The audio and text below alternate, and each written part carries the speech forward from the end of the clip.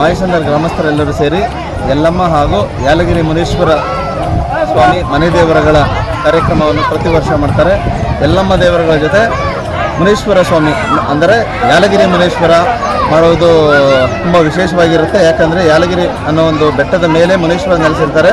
ಅಲ್ಲಿ ಹೋಗೋದಕ್ಕೆ ತುಂಬ ದೂರ ಆಗುತ್ತೆ. ಎಲ್ಲರೂ ಅಲ್ಲಿ ಹೋಗಿ ಪೂಜೆ ಮಾಡಲು ಅಷ್ಟೊಂದು ಅನುಕೂಲ ಆಗಲ್ಲ ಅಂತ ಹೇಳ್ಬಿಟ್ಟು ಪ್ರತಿ ವರ್ಷ ಇಲ್ಲೇ ಯಾಲಗಿರಿ ಮುನೇಶ್ವರ ಸ್ವಾಮಿಯನ್ನು ಪ್ರತಿಷ್ಠಾಪನೆ ಮಾಡಿ ಮನೆ ದೇವರುಗಳಿಗೆ ಎಲ್ಲರೂ ಪೂಜೆ ಸಲ್ಲಿಸುವುದು ಪ್ರತಿ ವರ್ಷ ತುಂಬ ವರ್ಷಗಳ ಕಾಲದಿಂದ ನಡ್ಕೊಂಡು ಬರ್ತಕ್ಕಂಥ ಪ್ರತೀಕವಾಗಿದೆ.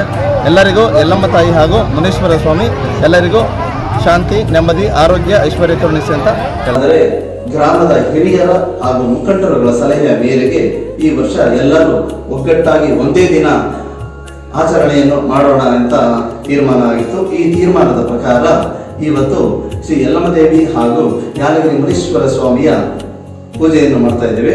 ಭಾನುವಾರ ಮಾಯಸಂದ್ರ ಗ್ರಾಮದಲ್ಲಿ ಎಲ್ಲರೂ ಯಲ್ಲಮ್ಮನ ದೇವರು, ಯಲ್ಲಮ್ಮನ ಮನೆ ದೇವರು, ಮುನೇಶ್ವರನ ಮನೆ ದೇವರು ಅವರವ್ರ ಮನೆ ದೇವರನ್ನು ಮಾಡಿದ್ದಾರೆ. ಪ್ರತಿಯೊಂದು ವರ್ಷ ಇದೇ ರೀತಿ ಮಾಡಲಿ, ವಿಜೃಂಭಣೆಯಿಂದ ಮಾಡಲಿ ಅನ್ನೋದು ನಮ್ಮಲ್ಲಿ ಮನವಿ ಮಾಡ್ತಾರೆ.